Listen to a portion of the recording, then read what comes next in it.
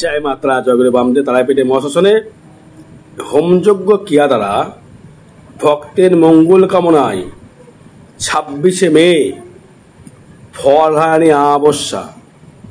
যে কোনো গ্রহদোষ বগলা ক্রিয়া বলুন, সত্য নিধান বলুন,